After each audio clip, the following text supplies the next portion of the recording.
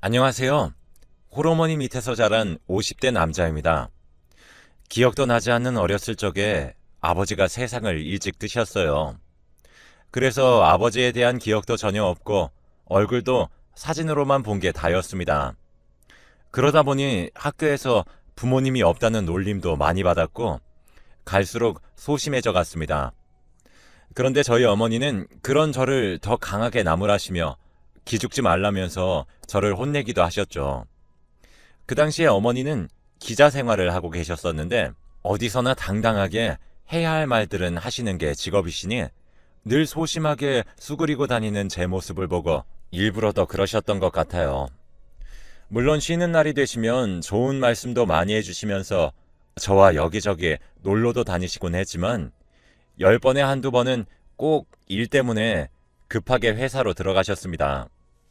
그러다 보니 어릴 때부터 일찍 결혼해서 제 가정을 꾸리고 싶다는 생각을 했습니다. 어머니도 그런 제 마음을 아시고서는 제대로 가정을 꾸리고 싶으면 그만큼 제대로 된 사람이 되어야 한다고 하시면서 혹독할 정도로 저를 가르치셨죠. 덕분에 저는 누구나 들으면 알만한 대학을 갔고 취업을 하는 것도 수월하게 좋은 직장으로 할 수 있었습니다. 그렇지만 결혼을 하고 싶어도 결혼할 여자가 있어야 하는데 저는 여자친구가 없어 주말이면 소개팅을 하러 다녔습니다. 하지만 썩 제 마음에 드는 여자를 찾는 건 어려웠어요. 그러다가 한 번은 카페에서 소개팅을 할 분을 기다리고 있는데 그 카페의 종업원이 제 마음에 쏙 드는 겁니다. 뒤늦게 상대 여자분이 나타나셨지만 이미 저는 다른 사람에게 마음을 빼앗긴 뒤라 이야기들이 제 귀에 들어오지도 않았죠. 결국엔 그 다음날 혼자 다시 그 카페로 가서 그 종업원에게 전화번호를 받아왔습니다. 그 후로 연락을 주고받으며 가끔씩 만나 데이트도 하고 사귀는 사이로 발전했죠. 결혼을 서두르고 싶었던 저는 결혼 이야기를 먼저 꺼냈습니다. 하지만 결혼 이야기가 나오자 급격하게 표정이 어두워지더니 자기는 할 줄 아는 것도 없고 저에 비해서 너무 못났다면서 결혼은 어려울 것 같다고 했습니다. 거기다 어머니가 자기를 며느리로도 탐탁지 않아 하실 것 같다면서요. 평소에 어머니에 대한 이야기를 들을 때마다 조금 두려워하는 기색이 보이긴 했어요. 기자 생활을 하셨다고 하니 조금 깐깐할 것 같은 느낌이었나 봅니다. 저는 그게 무슨 소리냐며 서로 좋아하는데 그런 게 무슨 상관이 있냐고 했어요. 하지만 제 말이 끝나기가 무섭게 미안하다는 말을 남기고 아내는 자리를 떠났습니다. 어안이 벙벙했지만 이 여자를 놓치면 너무 후회할 것 같다는 생각에 무작정 집으로 찾아가 결혼을 허락해달라고 했어요. 장모님은 어이가 없다는 듯이 웃으셨습니다. 여기서 이렇게 해봤자 연희가 싫다고 하면 안 되는 거야. 쓸데없는 시간 낭비하지 말고 그만 돌아가게. 그 후 딱 한 번만 다시 만나서 이야기해보자고 설득한 결과 집 근처 카페에서 만나자는 연락이 왔습니다. 저는 만나서 어떻게 설득을 해야 할지 몰라 갈팡질팡하고 있으니 어머니께서 먼저 와서 자기가 만나서 설득해보면 어떻겠냐고 하셨습니다. 오히려 부담스러워하진 않을까 걱정했었지만 제 어머니가 자기가 생각하는 사람이 아니라는 걸 알고 나면 마음이 돌아서지 않을까라는 생각에 그러자고 했습니다. 그리고 만나는 날에 먼저 저와 어머니가 앉아있는 걸 보고서 흠칫 놀라는 듯 했지만 차마 다시 뒤돌아 나갈 순 없었는지 느린 걸음으로 저희 테이블로 와서 앉았습니다. 그리고 저보다 먼저 입을 떼신 어머니는 저보다 더 능숙하게 아내를 달래기 시작했습니다. 전혀 겁먹을 필요 없다면서 결혼한다면 자기는 아들이나 며느리나 이제 알아서 살게 내버려 둘 거라면서요. 거기다 사람이 직업이나 배운 게 없다고 부끄러워할 것이 전혀 없다며 이미 둘이 사랑하는 사이인데 그것 말고 뭐가 더 중요하냐고 하셨어요. 그러자 아내는 사실 자기는 아버지가 돌아가신 게 아니라 교도소에 무기징역을 살고 있다고 했습니다. 어머니는 그 이야기를 들으시고선 됐다며 굳이 힘들게 말하지 않아도 된다고 눈물을 흘리는 제 아내의 두 손을 꼭 잡아주셨어요. 그 후 저는 아내의 결혼 승낙에 번갯불에 콩 볶아 먹듯 빠르게 결혼했습니다.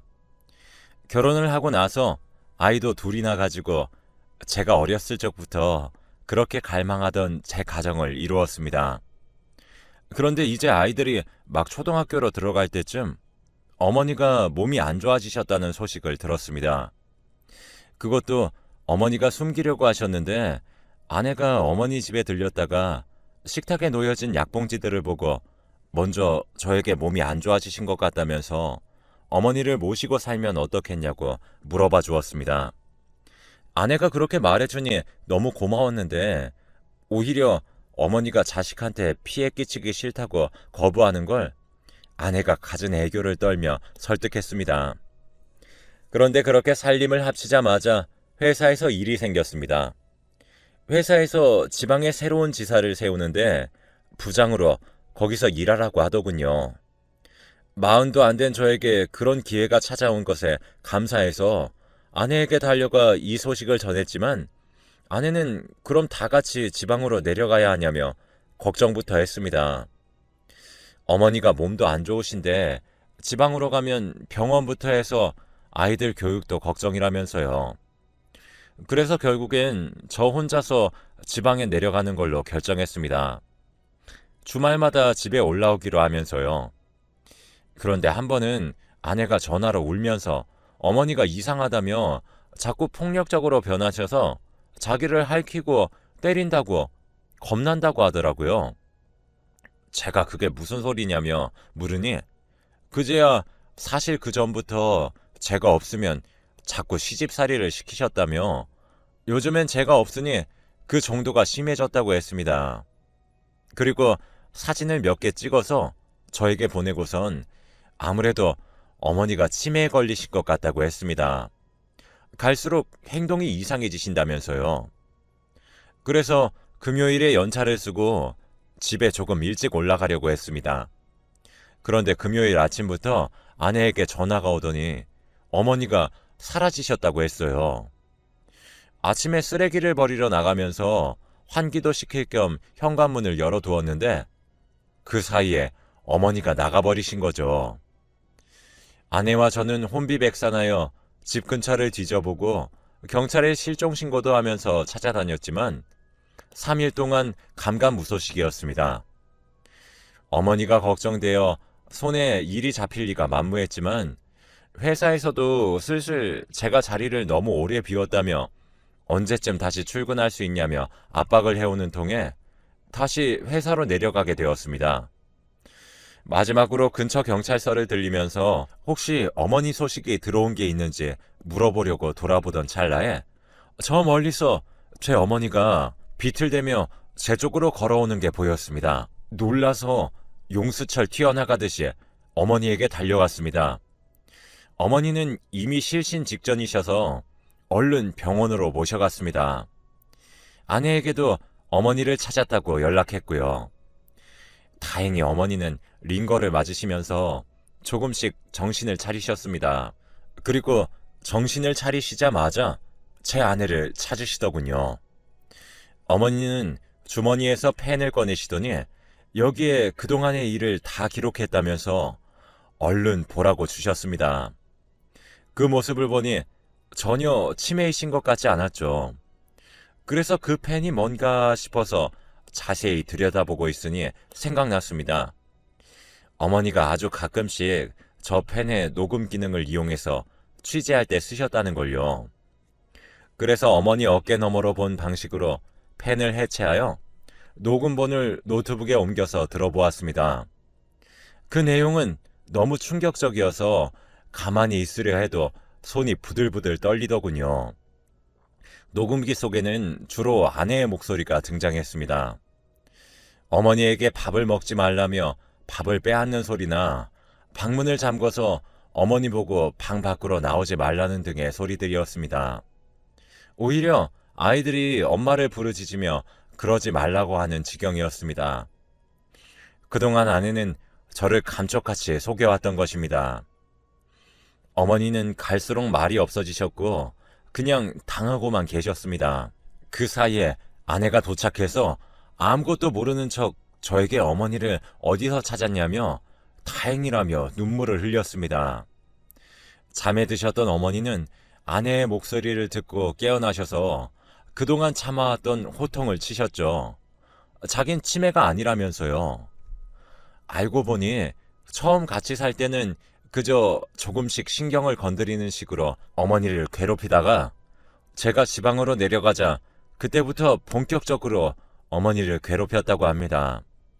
그러면서 어머니가 똑똑한 걸 알고 있으니 혹시나 증거를 모을까 싶어서 증거를 모을 수 있는 방법이란 방법을 다 없애버렸다고 하더라고요.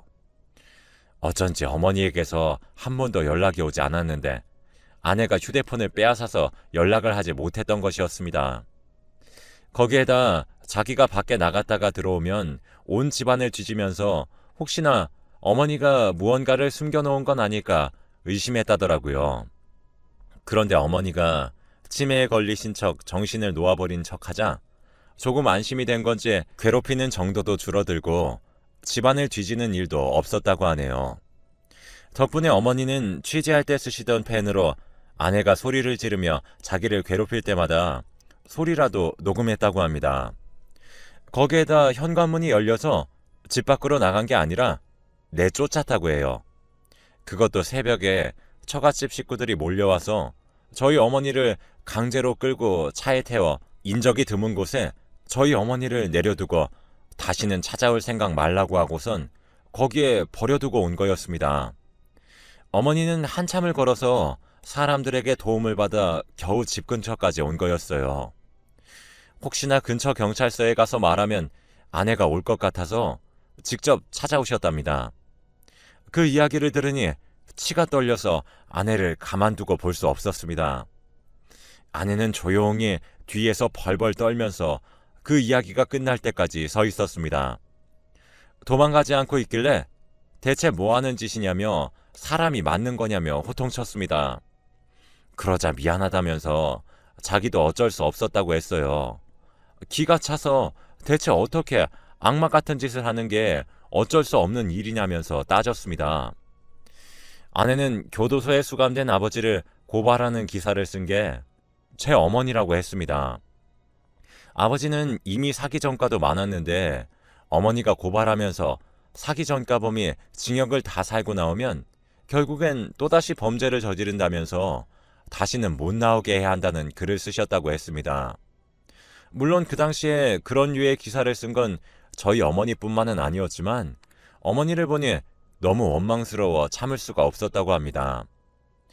아버지가 좋은 아빠는 아니었지만 그렇게 평생을 교도소에서 살다가 얼마 전 저희 어머니를 집에서 내쫓았던 날이 아버지가 교도소에서 생을 마감하고 장례를 다 치른 날이었다고 합니다. 저에게는 아버지에 대한 이야기를 일절 꺼내지 않았으니 저도 혹여나 마음이 안 좋을까 묻지 않았는데 후회됐습니다. 제가 조금이라도 이 이야기를 알고 눈치를 챘더라면 조금 달라졌을까 해서요. 그리고 더 말할 게 있다면서 아이들도 제 친자식이 아니라며 친아빠는 누군지 기억도 나지 않는다고 했습니다.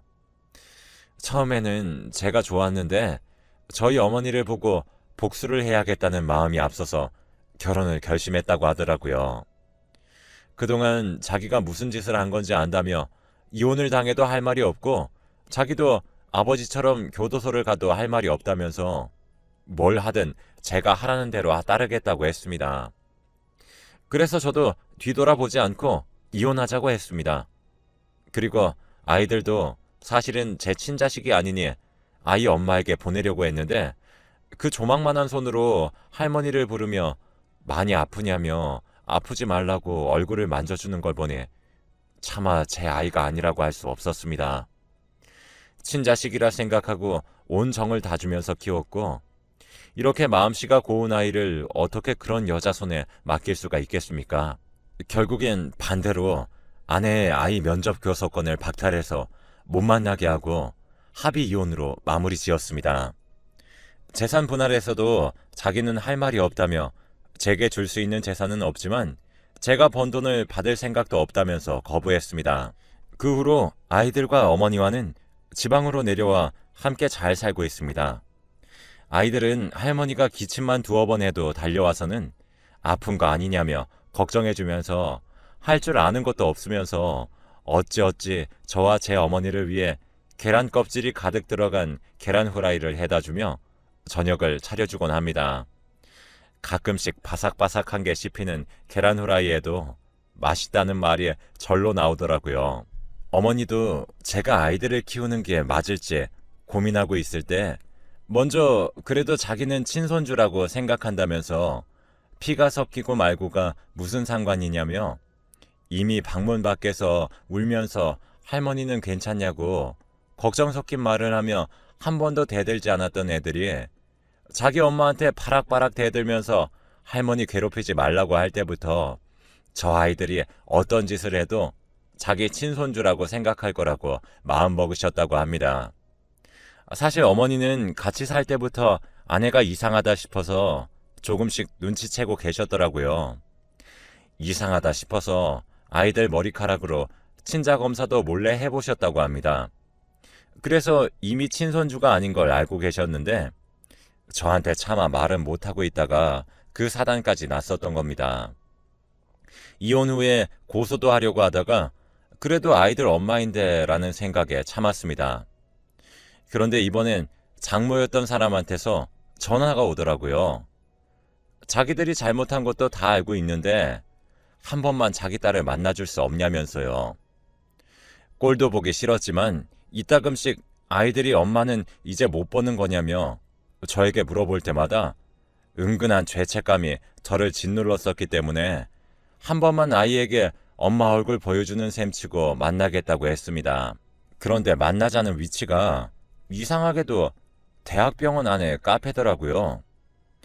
혹시나 또 무슨 꿍꿍이가 있는 건 아닐까 싶어 의심하면서 갔습니다.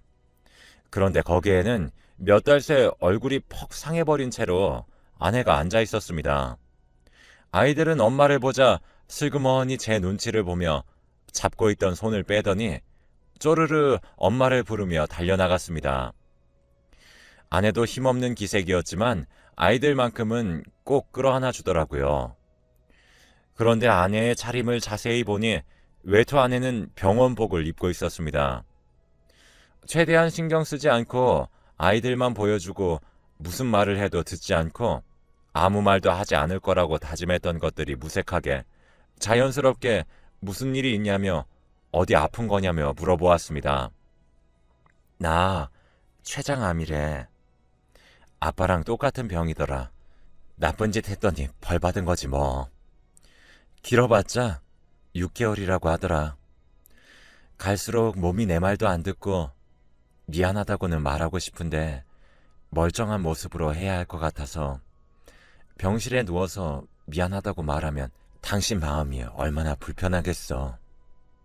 아이들은 짐짓 심각해지는 저희 둘의 모습에 순식간에 분위기를 읽은 건지 무슨 일이냐면서 그제야 엄마 많이 아픈 거냐며 눈물을 글썽였습니다.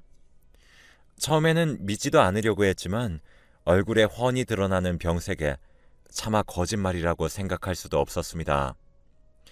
제가 아무 말도 하지 않자 자기도 뻔뻔한 걸 알고 있다면서 그래도 저를 사랑했었던 건 진심이었다며 자기도 아버지 생각에 어떻게든 저를 미워해 보려고 발버둥 쳤지만 결국엔 죄책감만 늘어갈 뿐이었다고요. 지금 자기가 아픈 걸 보고 굳이 동정심을 가질 필요도 없고 그냥 미워하라면서 용서하지 않아도 괜찮으니 그냥 자기가 말하지 못했던 걸 말하고 싶었다고 했습니다. 사실 저희 어머니를 보고서 더 결혼하면 안 되겠다는 생각을 했지만 어느 순간에 결혼해서 저희 어머니도 똑같이 가족이 힘든 걸 겪게 해야겠다는 생각이 들어서 결혼하고 아이를 낳을 때까지 복수심에 차 있었다고 합니다. 그런데 막상 아이들을 낳고 자라는 모습과 제가 든든한 아빠 노릇을 하는 걸 보고 자기가 무슨 짓을 했었나라는 생각과 그래도 복수해야겠다는 생각이 겹쳐서 자기도 너무 힘들었다고 합니다. 결국엔 저를 사랑하고 있는 걸 깨달았지만 이미 너무 늦어버린 상태였고 마지막으로 저희 어머니를 버리고 온 날엔 자기도 죄책감에 잠을 못 이뤘다고 합니다. 저희 어머니를 버리고 온 건 정말로 가족들이 시켜서 어쩔 수 없었다면서요. 그래서 다음날 저에게 전화하면서 사실 그 먼 동네까지 다시 갔었다고 합니다. 하지만 밤사이에 어머니는 이미 한참을 멀리 걸어가셨고 아내도 그 주위를 샅샅이 뒤져보았지만 어머니를 못 찾아서 큰일이 났다고 생각했답니다. 사실은 자기도 자기 아버지가 잘못하신 게 맞고 제 어머니는 그저 옳은 일을 하셨을 뿐이라는 걸 알고 있었다면서 그런데 이미 저지른 일들이 너무 많아서 어디서 멈춰야 할지 몰랐다면서요. 하지만 그런 이유들로도 쉽게 아내를 용서하기는 어려웠습니다. 아내가 의도적으로 외도를 해서 다른 사람의 아이를 가진 게 맞고 저희 어머니를 괴롭힌 것도 피할 수 없는 사실이었으니까요. 그럼에도 제 앞에서 동정심을 무기로 용서받지 않겠다며 눈물이 그렁그렁 맺혀 있으면서 결코 떨어뜨리지 않으려 두 눈을 부릅뜨고 계속해서 자신의 잘못을 낱낱이 말하는 모습에 마음이 약해져 버렸습니다. 끝까지 용서하지 않겠다고 했지만 아이들의 손을 꼭 잡아주며 자기가 아빠한테 잘못한 게 많아서 이제 멀리 떠나야 한다며 우는 아이들을 달래주는 모습에 차마 악독한 말을 내뱉기도 어려웠습니다.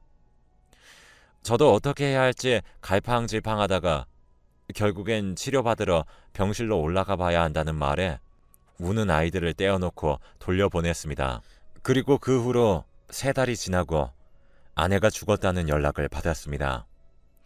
어머니도 그 소식을 들으시곤 그래도 몇 년을 함께 살았는데 가는 길은 잘 보내주고 오라며 자기는 괜찮으니 다녀오라고 하셨습니다. 장례식에 가니 사람들도 거의 찾아오지 않아 텅 비어 있었습니다. 사기꾼 가족이라며 친척들에게도 손가락질 받으며 인연이 끊겼다고 하더라고요. 그리고 영정사진만을 한참 보다가 용서한다는 말을 조용히 읊조리고 도망치듯이 장례식장을 빠져나왔습니다. 오히려 용서하겠다고 생각하니 마음은 후련해지더라고요. 그 후로 몇 년이 지나 이제는 아이들도 중학교를 졸업할 나이이고 아이들이 성인이 되면 무슨 일이 있었는지도 다 알게 되겠죠. 아이들이 언젠가 제가 친아빠가 아니라는 사실을 알게 되더라도 저는 여전히 아이들의 아빠 노릇을 할 것입니다. 피만 섞이지 않았을 뿐 제가 낳아 키운 소중한 아이들이니까요. 어머니도 요즘엔 오히려 다시 몸이 건강해지셔서 이리저리 많은 일들을 하고 계십니다. 동네 산책은 가뿐하게 하고 계시고 전에 하셨던 기자 경력을 살려 노인정에서 글쓰기 강연도 가끔씩 하고 계십니다. 저도 지방에서 다시 서울로 올라와서 회사에서 승진도 하고 이제 좋은 일들만 생기고 있어요. 더 이상 마음에 걸리는 것들도 없으니 인생도 잘 풀리네요. 여러분들도 행복한 인생 사셨으면